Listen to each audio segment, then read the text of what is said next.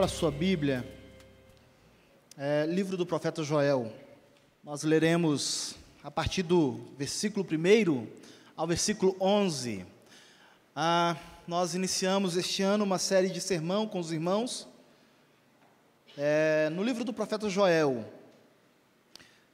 E nós falamos, no nosso primeiro sermão, acerca de uma paz que a nação estava vivendo, uma paz que não provinha de Deus.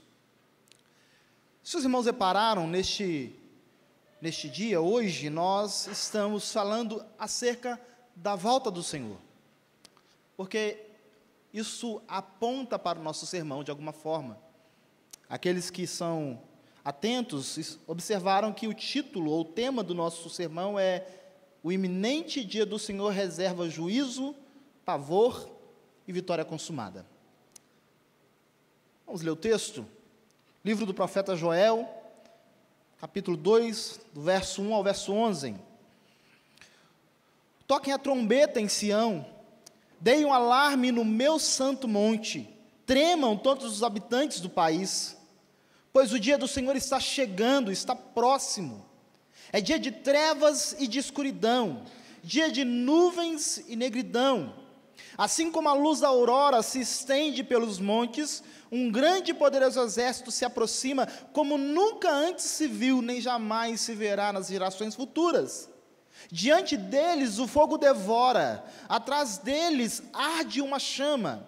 Diante deles a terra é como um jardim do Éden, atrás deles um deserto arrasado, nada lhes escapa. Eles têm a aparência de cavalos, como cavalaria atacam galopando.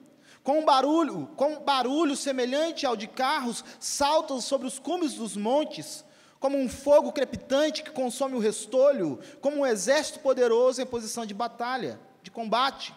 Diante deles, povos se contorcem angustiados, todos os rostos ficam pálidos de medo. Eles atacam como guerreiros, escalam muralhas como soldados. Todos marcham em linha, sem desviar-se do curso, não empurram uns aos outros, cada um marcha sempre em frente.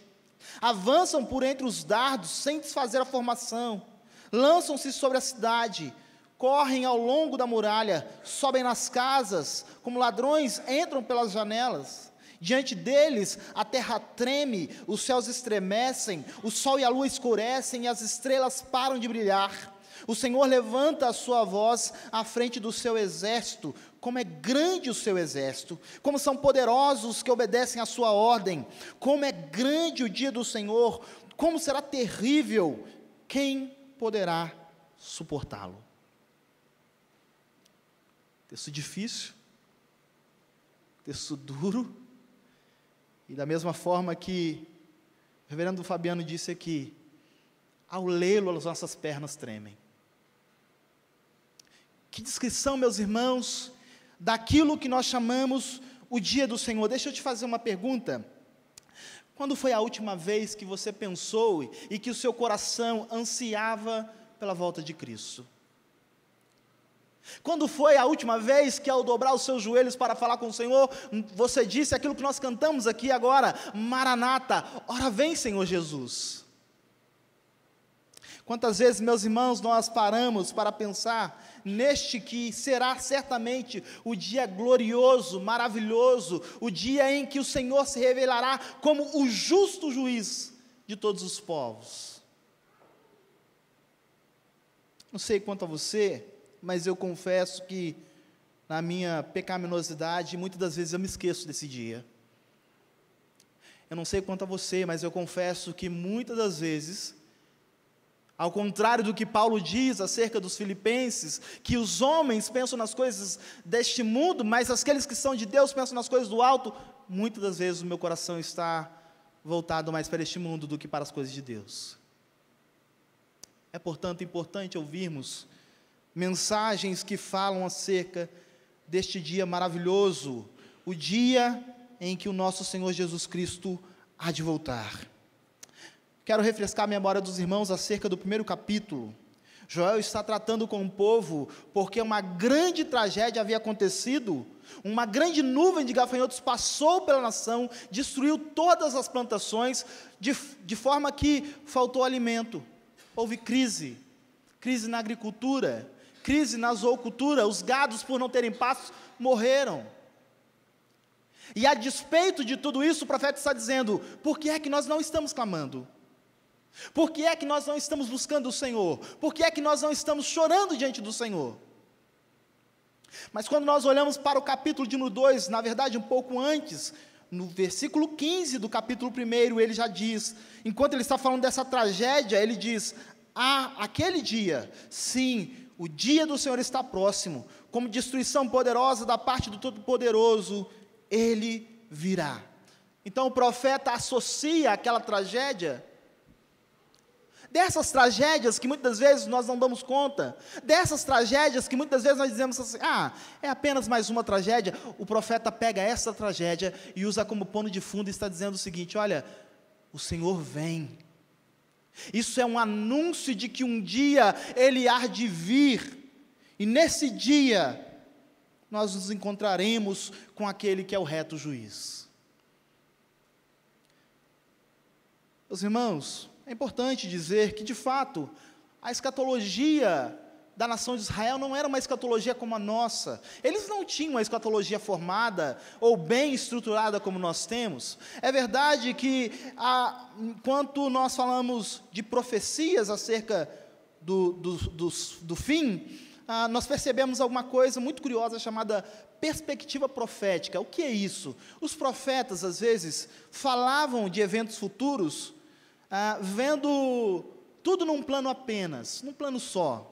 Para exemplificar para os irmãos, é como se eu estivesse aqui com uma câmera e então tirasse uma foto de toda a igreja e então nessa foto mostrasse para os irmãos. A gente não teria a capacidade de mensurar qual é a distância do primeiro banco até o último. Eu sei que alguns matemáticos vão falar que tem, mas assim, num primeiro momento nós não teríamos a capacidade de julgar que distância está entre um evento e outro. Por que eu estou dizendo isso? Porque alguns críticos vão dizer que não existia escatologia na nação de Israel e que isso foi uma invenção por parte dos profetas. Isso não é verdade. Isso não é verdade. Para os irmãos terem uma ideia, a palavra de Deus como um toda, ela é um livro escatológico. Ela é um livro escatológico porque desde a narrativa da queda, todos nós ansiamos um dia, ou ansiávamos o dia em que o Redentor viria esmagar a cabeça da serpente. Pois bem, desde a queda, tudo o que nós temos é escatologia. Tudo que nós temos aponta para o futuro. Tudo que nós temos aponta para a expectativa da vinda do Redentor. E como a progressão dessa revelação, ela acontece aos poucos, nós primeiro temos a informação que este será um descendente de Eva, um descendente da mulher. Mas a informação vai sendo acrescentada, e então nós descobrimos a partir do capítulo 12 de Gênesis, que este também será um descendente de Abraão. Um pouquinho mais à frente, capítulo 49, nós somos orientados de que esse Redentor viria da tribo de Judá.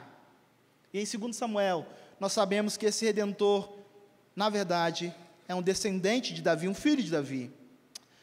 Nós temos, por exemplo, o conceito de reino de Deus, muito encontrado no profeta Daniel, também um tema escatológico, como nós cantamos aqui, um dia em que Cristo irá vir para reinar soberanamente, sem nenhuma oposição, sem nenhuma antítese, sem nenhuma conspiração.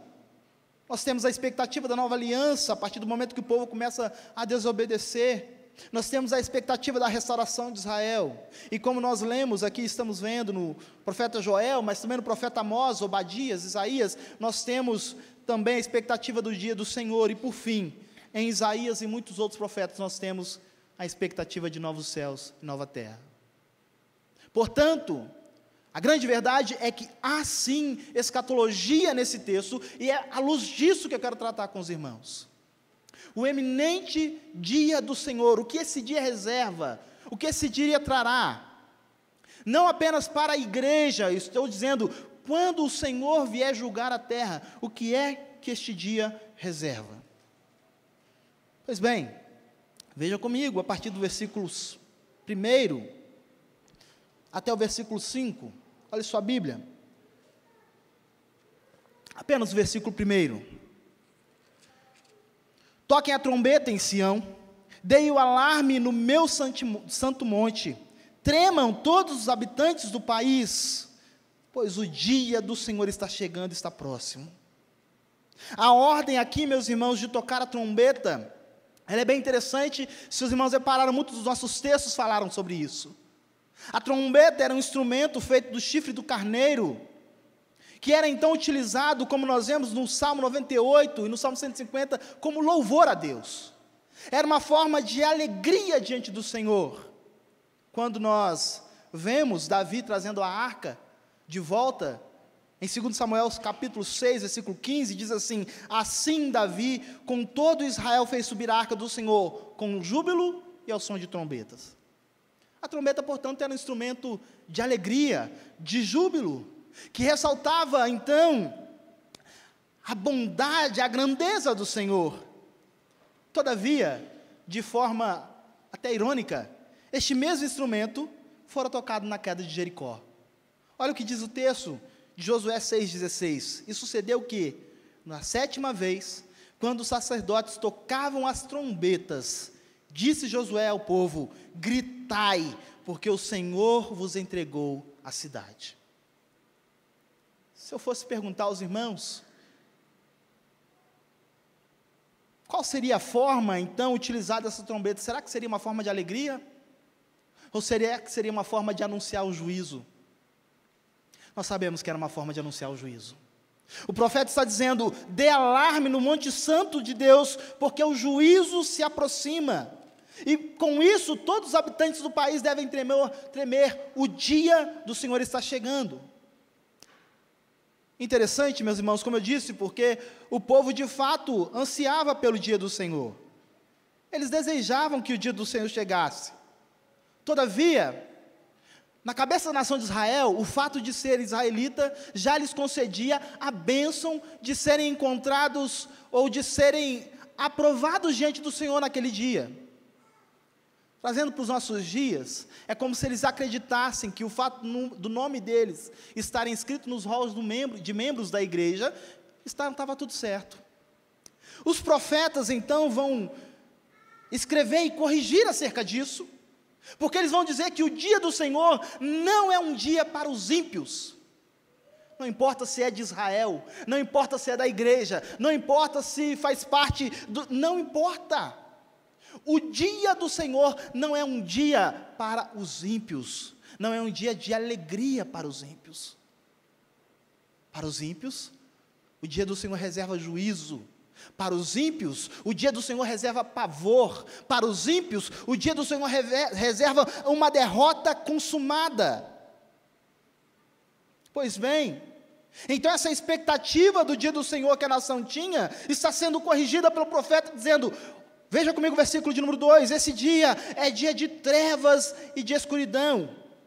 Aqui, meus irmãos, nós encontramos o primeiro elemento de juízo de Deus. Trevas e escuridão. Estes são elementos que demonstram a maneira como Deus trata em forma de juízo. Veja o que diz Mateus 24, 29, logo em seguida a tribulação daqueles dias, o sol escurecerá, a lua não dará sua claridade, as estrelas cairão do firmamento e os poderes do céu serão abalados. O sol se escurecerá. Falando acerca do juízo de Deus. Para uma nação que acreditava que o fato de estar dentro dos muros já lhes assegurava aprovação diante do dia do Senhor. E o profeta está dizendo: olha, esse dia reserva maravilhas para o remanescente fiel. Esse dia reserva as maravilhas para aqueles que se atentam em olhar a lei do Senhor, em obedecer a lei do Senhor, em andar com o Senhor. Fora isso, meus irmãos, esse dia reserva juízo. A figura de Deus aqui não é essa figura que muitos pintam de um homem barbudo sentado num trono, disposto a fazer tudo por todos. Não, ele vem como um reto juiz, ele vem julgar a terra, ele vem em juízo. Quão dura é essa mensagem, mas é essa mensagem que precisa ecoar aí fora. É essa mensagem que precisa ser transmitida ao mundo aí fora. Mas se nós esquecemos o dia do Senhor aqui dentro, como nós vamos falar disso aí fora?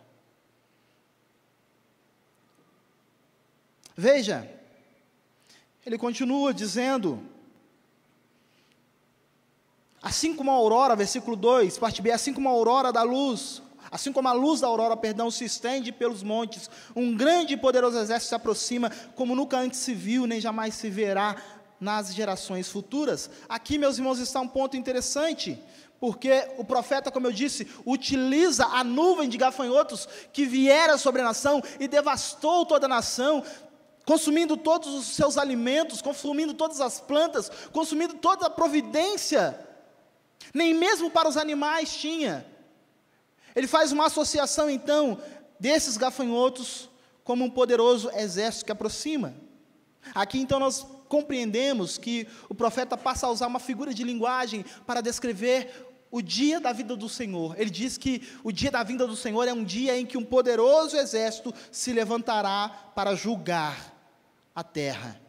Um poderoso exército se levantará. E quando ele diz que como a luz da aurora se estende e se aproxima, a ideia aqui, meus irmãos, é a semelhança quando nós temos a oportunidade de ver o sol nascendo lá no horizonte. E diante disso tudo nós só temos uma certeza, que se Deus permitir que tudo continua no curso ordinário, ao meio-dia aquele sol que estava lá distante estará sob a nossa cabeça. É isso que o profeta está dizendo. A vinda do Senhor não retarda, ela não pode ser inevitável. A vinda do Senhor, ela não pode de forma alguma ser retardada por alguém, não pode. Homens não resistem à vida do Senhor. Poderosos não podem fazer nada para que o Senhor não venha. Como a luz da aurora se estende, o dia do Senhor se aproxima. O Senhor vem julgar a terra, vem julgar a terra. Versículo 3, temos outra característica do que é o juízo de Deus. Veja só, diante deles o fogo devora, atrás deles arde uma chama, diante deles a terra é como o jardim do Éden, atrás deles um deserto arrasado, nada lhes escapa. Veja então, meus irmãos, que a destruição é causada pelo fogo. Eu convido a você que está com sua Bíblia aberta, a virar uma página, vire uma página, para que você consiga compreender como fogo de Deus é característica de juízo. Fogo dos céus é característica de juízo.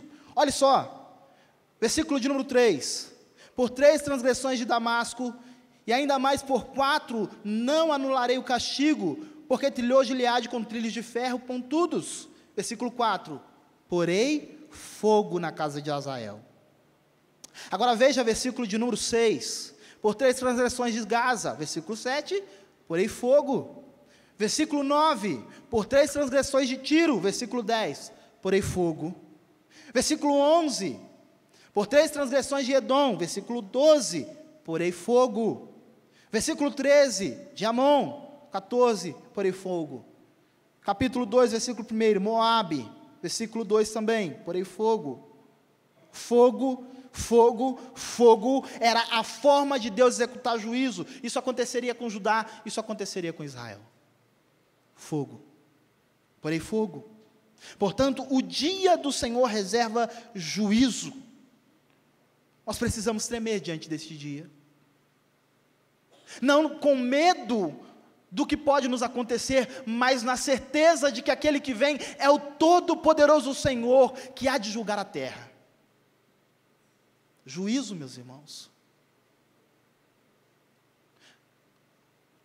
Não gostaria de fazer essa aplicação aqui, mas eu preciso fazer porque é um insight que veio.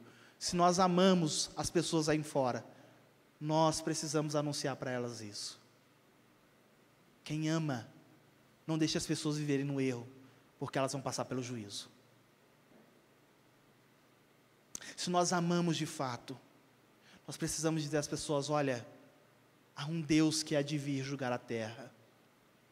Há um Deus que há de vir julgar a terra. Veja o que o apóstolo Paulo fala aos Coríntios, ainda pensando no fogo como elemento de juízo.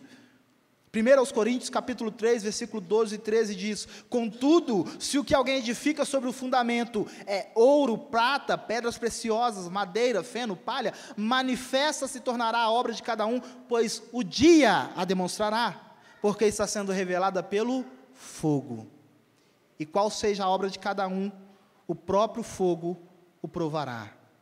É interessante a descrição em Apocalipse 20:10, de que Satanás será lançado num lago de fogo, onde já estarão as bestas. Então, quando o profeta está dizendo que, diante desse exército que se levanta, que anuncia o dia do Senhor, o fogo devora, ele está dizendo, vem juízo aí. A pergunta que fica é, quantas vezes nós nos lembramos desse nosso Deus como o justo juiz? Quantas vezes nós olhamos para esse Deus como aquele que vem julgar? Meus irmãos, quando nós entendemos isso, como eu disse, a nossa mensagem para de ser aquela coisa assim, você já ouviu falar de Jesus? E passa a ser assim, você precisa conhecer Jesus. Você precisa se reconciliar com Ele. Porque senão, o que te espera é isso aqui, juízo. Juízo. Há uma história interessante de um garoto, com seus 13 para 14 anos, que estava muito mal na escola, e então a professora resolveu chamar os seus pais, e disse assim, olha, ele está prestes a não passar, não conseguir alcançar o objetivo, e terá de repetir o ano, ou essa disciplina no ano que vem. Os pais chamaram o garoto e deram uma prensa nele, e ele disse assim, olha, eu vou estudar e eu vou passar, mas se eu passar, o que vocês vão fazer? Os pais estavam com uma viagem marcada para um país, e disseram assim, olha, sabe aquele videogame que você tanto queria? Eu vou trazer para você. Pois bem, os pais foram, e o menino ficou sob a sua própria responsabilidade de estudar. Naturalmente, como qualquer menino de 12, 13 anos, ele deixou para estudar no último dia.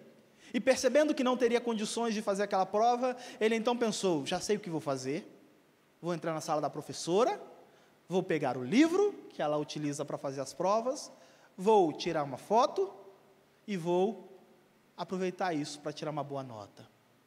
Mas ele pensou e se lembrou que o seu celular anunciava aos pais do que ele fazia, então ele disse a um colega, empresta o seu celular. Quando ele foi tirar a foto, por um descuido, ele acabou esquecendo o próprio celular na sala da professora. E aquele menino que ansiava a chegada dos pais com o videogame da última geração, mal sabia que os pais viriam com a vara da correção. Muitas vezes nós somos assim. Muitas vezes nós nos esquecemos e brincamos com o pecado, nós flertamos com o pecado. Muitas vezes nós andamos de mãos dadas com o pecado. Foi falado alguns domingos aqui, daqueles pecados ocultos, do pecado secreto, aqueles que nós amamos, aqueles que nós acariciamos e dizemos assim, esse eu não quero largar, esse eu não posso largar. Talvez falta-nos a consciência de que há de vir um Deus juiz, um Deus juiz. Isso não significa que perderemos a nossa salvação, nós sabemos disso, todavia receberemos conforme as nossas obras. Pois bem, versículo de número 6, nós vemos também que esse dia reserva pavor. Esse dia reserva pavor. Veja comigo.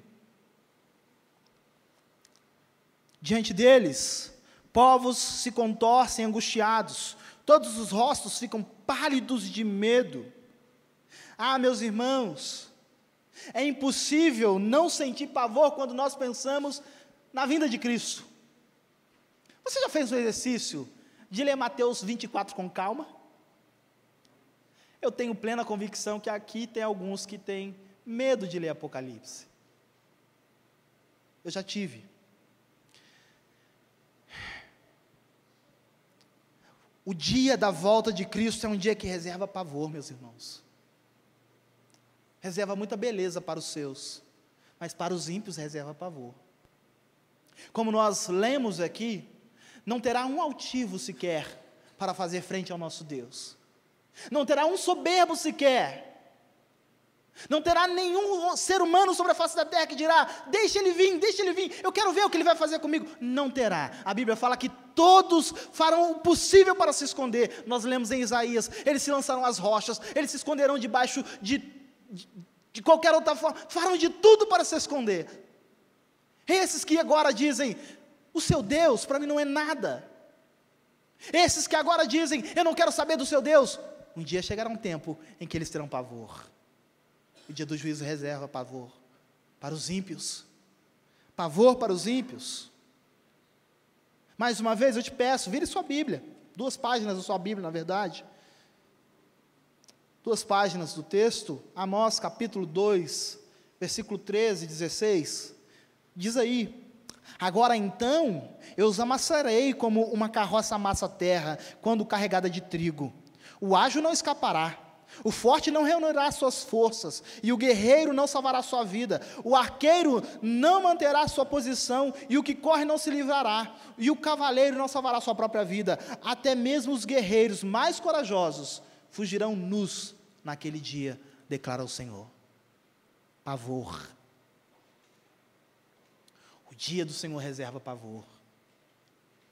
Por que é importante nós sabermos disso, meus irmãos? Porque tem pessoas aí fora que vão enfrentar esse favor do Senhor. Pode ter pessoas aqui dentro que vão enfrentar esse favor do Senhor. Podem ter pessoas aqui dentro que se esconderão pelas rochas, tentarão fazer o possível para que o Senhor não os alcance. De forma banal, porque isso não será possível. Então veja, este dia reserva pavor sobre os homens. Olha a descrição, mais uma vez, desse exército como uma organização militar indescritível. Versículo de número 7. Eles atacam como guerreiros, escalam muralhas como soldados, todos marcham em linha, sem desviar-se do seu curso, não empurram uns aos outros, cada um marcha sempre em frente. É então revelado àquela nação que, assim como a praga dos gafanhotos veio e devastou tudo o que tinha na nação, um dia viria o Senhor trazendo pavor sobre os homens, e tal organização, aqui numa linguagem figurada, de um exército poderoso, causaria espanto nos homens. Causaria espanto nos homens.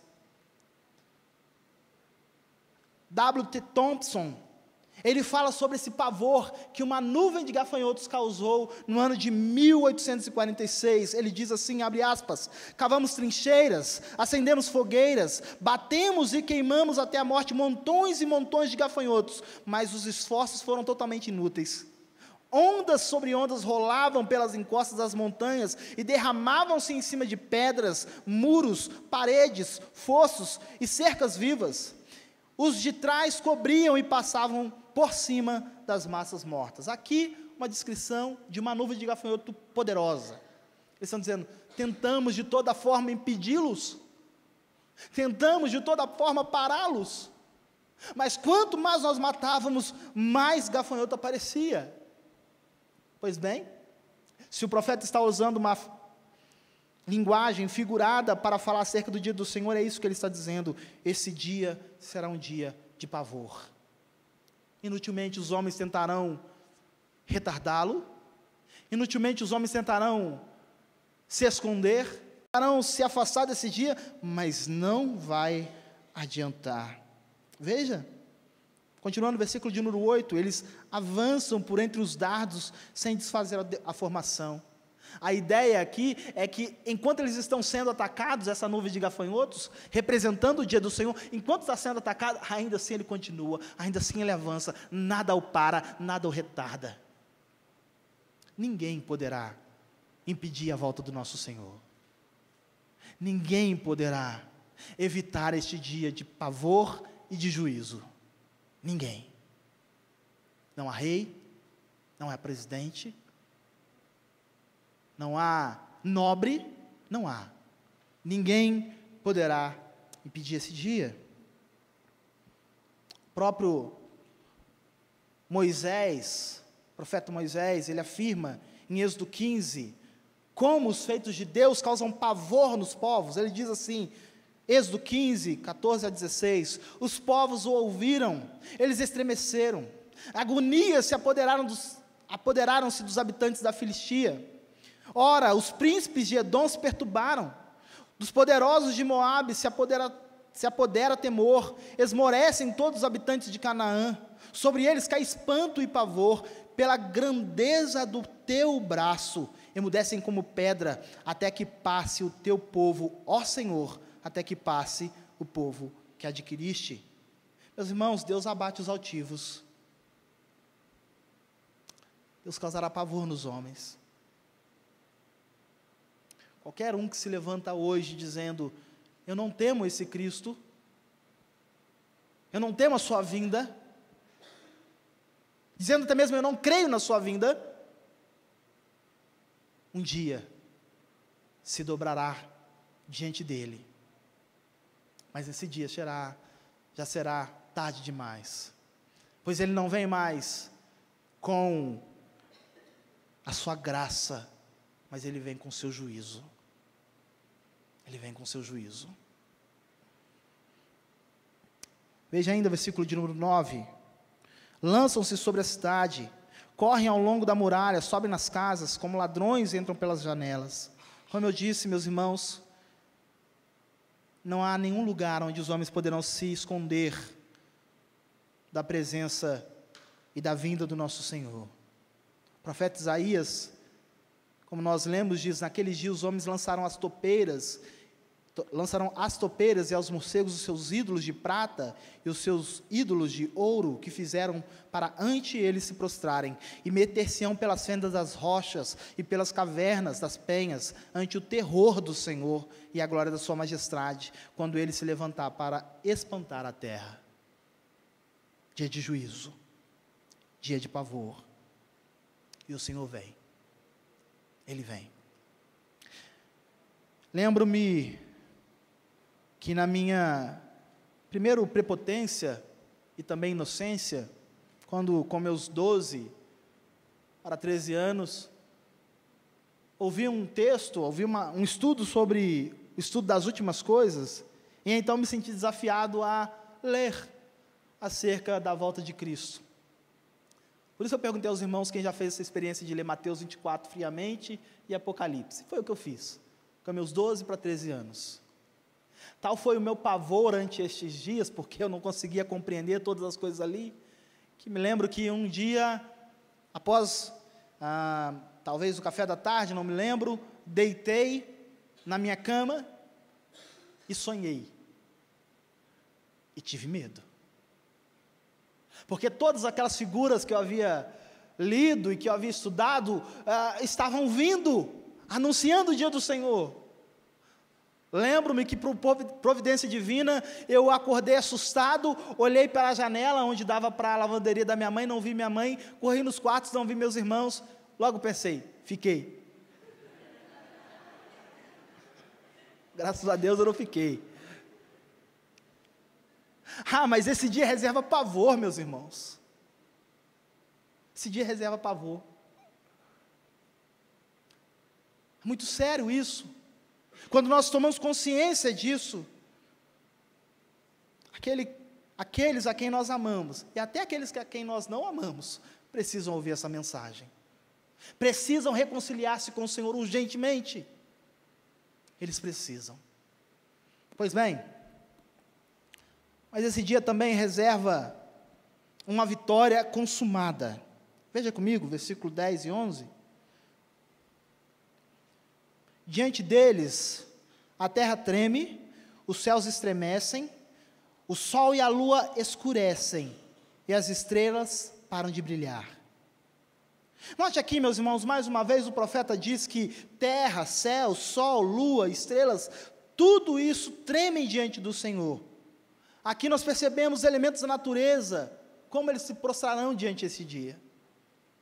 E é daqui que nós podemos inferir que há uma vitória consumada. Por que vitória consumada? Porque desde que Cristo pisou a cabeça de Satanás, a vitória já foi decretada, só falta consumar. Não há uma única batalha sequer que Satanás ganhe, ele não ganha nada. Sabe aquele discurso de que o diabo pode ganhar a batalha, mas Deus vencerá a guerra? É uma bobagem. Desde o dia que Cristo pisou a cabeça de Satanás, tudo é vitória do nosso rei. Mas é uma vitória ainda não consumada. Mas chegará um dia que essa vitória será consumada. Por que nós percebemos isso? Como o presbítero Samir bem disse aqui, Romanos 8, 22 diz que a própria natureza geme, como a que está perto de dar à luz, a fim de que céus e terra sejam renovadas. Céus e terra sejam renovadas. Meus irmãos, nesse dia, não só será juízo, não só será pavor, mas nesse dia será o dia da vitória do nosso Deus. Não existirá mais antítese, não existirá mais oposição, não existirá mais nenhum governo que se levantará contra o nosso Deus, não existirá nenhuma filosofia que se levante contra o nosso Cristo, nada. Vitória consumada. Chegou o dia mais glorioso para aqueles que são eleitos. Chegou o tempo mais esperado para aqueles que ansiavam a volta de Cristo. Não haverá mais oposição, não haverá mais morte, não haverá mais dor, não haverá mais choro. É o que o próprio Deus afirma quando Ele diz em Apocalipse 21. Aqui é o apóstolo João dizendo ainda, mas tem a fala do Senhor. Ele diz: vi novo céu e nova terra, pois o primeiro céu e a primeira terra passaram. O primeiro céu e a primeira terra passaram, e o mar já não existe. Vi também a cidade santa, a nova Jerusalém, que descia do céu, da parte de Deus, ataviada, como noiva adornada para seu esposo. Então ouvi grande voz, vinda do trono, dizendo: eis o tabernáculo de Deus com os homens, Deus habitará com eles, eles serão povos de Deus, e Deus mesmo estará com eles, e lhes enxugará dos olhos toda lágrima, e a morte já não existirá. Já não haverá luto, nem pranto, nem dor, porque as primeiras coisas passaram. E aquele que está sentado no trono disse: eis que faço nova todas as coisas. E ainda no versículo 6 ele diz: tudo está feito. Vitória consumada. A vitória consumada. Que coisa maravilhosa, meus irmãos, é percebermos que diante de toda oposição que o nosso Cristo enfrenta, que diante de toda afronta que se levanta contra o nosso Senhor, que diante de todas as lutas que nós enfrentamos por causa da nossa fé, um dia isso tudo acabará. Não há nenhuma ansiedade no nosso coração para saber quem vai ser vitorioso. A vitória já foi decretada. A vitória já foi decretada no Éden, inclusive. E ela foi startada quando da morte e ressurreição do nosso Senhor Jesus Cristo. Mas ela será consumada. A pergunta que fica é: quantas vezes nós pensamos nesse dia? Quantas das nossas orações diz assim: Senhor, volta logo. Senhor, ansiamos a Tua vinda. Senhor, eu tenho os meus planos e os meus projetos, sim, mas mais do que tudo isso, o meu desejo é estar com o Senhor. Senhor, eu quero muito formar a minha família, eu quero muito concluir o meu curso, eu quero muito adquirir este ou aquele bem, mas mais do que tudo isso, o que eu mais quero, Senhor, é estar contigo. Ontem, no Adore, aqui com os jovens, o pastor, das muitas coisas maravilhosas que ele disse uma coisa que chamou minha atenção e que eu disse assim: vou colocar no meu sermão, depois eu dou o crédito a ele. O melhor investimento que nós podemos fazer é o investimento no reino. Quanto do nosso tempo nós depositamos para Deus? Quanto da nossa vida nós dedicamos para Deus? Será que nós já nos acostumamos ou já estamos satisfeitos com o que nós fazemos aqui domingo após domingo? Será que é isso que Deus quer? Quantos dos nossos dias são separados para dizer assim: hoje eu quero orar, hoje eu quero ler a Bíblia, hoje eu quero aprender, porque amanhã eu quero estar na rua, eu quero estar no metrô, eu quero estar onde estiver, falando do Senhor. Se isso não acontece, é é porque nós já não estamos mais com os nossos olhos voltados para esse dia.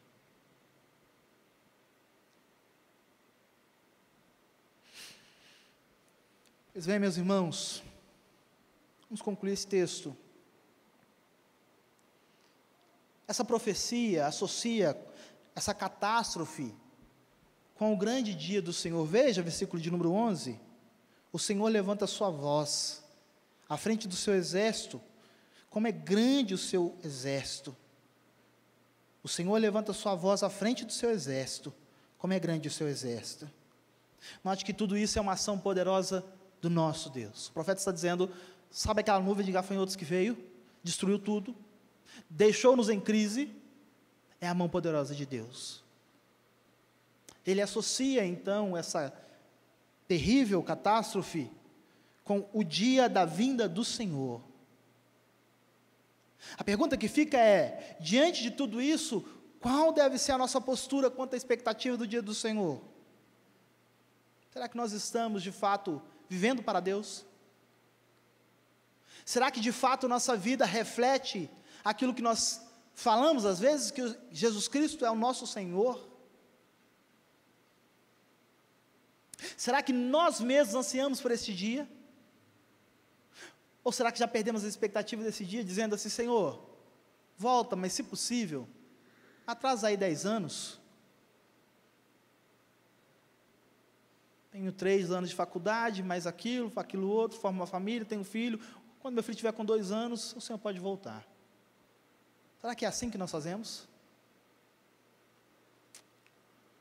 Nós precisamos, meus irmãos, olhar para este dia com alegria, com temor e com tremor. Porque a despeito da expectativa do nosso coração, se você é um eleito, esse dia trará bênçãos insondáveis para nós. Nós cantamos aqui, ó Alfa, Ômega, vem Senhor Jesus, ansioso espera a tua volta. Nós precisamos de fato ansiar por este dia. Meus irmãos, assim como o profeta que associa essa catástrofe aqui como um prenúncio da volta de Cristo, será que nós fazemos isso? Será que nós nos valemos das catástrofes que acontecem à nossa volta para dizer assim, olha, isso tudo aponta para o dia da volta de Cristo? Será que nós nos valemos dessas catástrofes para anunciar a volta de Cristo às pessoas? Para dizer assim, olha, se esse dia causou dor, eu quero te falar sobre um outro dia que poderá causar dor ainda maior. Todavia, há uma boa nova, há um evangelho, há uma reconciliação. É sobre isso que eu quero falar com você. Será que nós fazemos isso? Nós aprendemos e nós sabemos que embora esse dia traga juízo, nós não sofreremos juízo. Essas são as palavras do nosso Cristo lá em João 5:24. Os seus não entraram em juízo, mas passaram da morte para a vida. Mas isso será apenas para os justificados em Cristo Jesus. Eu quero crer que aqui não tenha ninguém que não seja justificado. Eu quero crer que todos que aqui estão, de fato, são eleitos do Senhor. Mas se porventura, se hipoteticamente, há alguém aqui, que ainda não permitiu que Cristo seja Senhor da sua vida, que ainda não entendeu que Cristo é Senhor da história, que ainda não teve o seu coração reavivado para compreender as boas novas, você precisa repensar a sua vida. Você precisa repensar a sua vida. Nós precisamos, meus irmãos, entender que não haverá juízo para aqueles que são justificados. Não haverá juízo para nós. Não haverá pavor para nós. Mais uma vez o próprio Cristo diz em Lucas 21:27, então se verá o Filho do Homem vindo numa nuvem com poder e grande glória. Ora, ao começarem essas coisas a suceder, exultai e erguei a vossa cabeça. Não há pavor para vocês, porque a vossa redenção se aproxima. Não há pavor para os eleitos. Para os eleitos.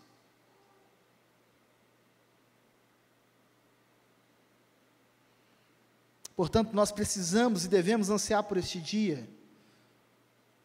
Nós precisamos clamar todos os dias: Senhor, seja feita a tua vontade, mas anseio tanto a tua vinda, Senhor. Anseio tanto estar contigo, Pai. Anseio tanto essa nova morada celestial. Anseio tanto esse tempo em que não haverá mais dor, mais morte, mais pranto, mais luto. Eu anseio esses dias, Senhor. Anseio esse tempo, meu Deus. Tempos em que nós já não seremos mais despertados com notícias terríveis nos noticiários. Tempos estes que não teremos mais o que nos preocupar com ir e vir. Ansiamos esse dia, Senhor. Maranata, a hora vem, Senhor Jesus. Nós precisamos ansiar por esse dia. E por último, como esse é um dia da vitória final, esse é o dia da nossa vitória também. Quero dizer a você, se você sofre alguma injustiça pela fé em Cristo Jesus, se você é semelhante de alguém muito próximo, por dizer a verdade, foi reprovado em um concurso, eu quero dizer a você, chegará um tempo em que isso não existirá mais. Se você também sofre por fazer o bem, por andar corretamente, se você é atacado, se você é ofendido pela sua fé, chegará um tempo em que isso não existirá mais. Haverá uma vitória final. Não é uma vitória de uma batalha, uma vitória final. Não existirá nenhuma oposição mais. Até lá, precisamos ansiar por esse dia e, ao mesmo tempo, anunciar Jesus Cristo às pessoas. São essas duas coisas que nós precisamos fazer com base nesse texto. Ansiar por este dia, visto que não sofreremos juízo, visto que não teremos que enfrentar pavor, mas ao mesmo tempo precisamos anunciar isso às pessoas. Porque aqueles que não estão reconciliados com Cristo, eles sofrerão juízo. Eles terão pavor. Nós cantaremos um hino que fala sobre isso, sobre o anseio da morada espiritual. Essa é uma canção que de fato, um hino que de fato é uma oração. Então, enquanto você canta, faça essa oração ao Senhor, dizendo: Senhor, eu anseio pela tua vinda e anseio pela eternidade.